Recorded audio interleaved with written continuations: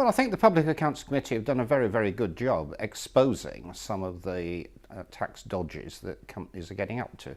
But in order to tackle that problem, we've got to have rules at an international level about making tax payments more transparent and determining where tax is actually paid in the very complex arrangement that these international companies have.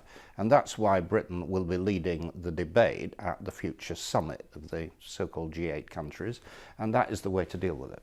We've also heard this morning revelations that Amazon actually received about the same amount of money in government grants as it paid in corporation tax. What do you think about that? Well, we're investigating where this allegation comes from. I'm pretty confident that certainly we haven't been paying out any grants, but I want to be absolutely clear so that we are checking the detail of this.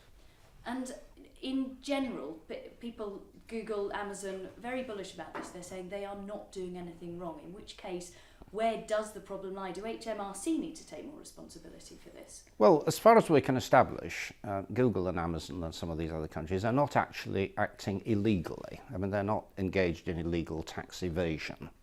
But what they are doing is using every opportunity they get to avoid paying tax. So there is an issue about ethical behaviour, and there is an issue about enforcement. And certainly we should be making absolutely sure that companies who are based here, who are due to pay tax, should be paid tax, and the government is introducing a general anti-avoidance rule in order to prevent people abusing the tax system. Do you think you and the government fully understand the public outrage over this? Well, there is public outrage. It's absolutely justified, and particularly if you're a small company which can't relocate overseas and has to pay a lot of tax, I can understand why people are absolutely furious, and they're looking for us in government, quite rightly, to close any loopholes.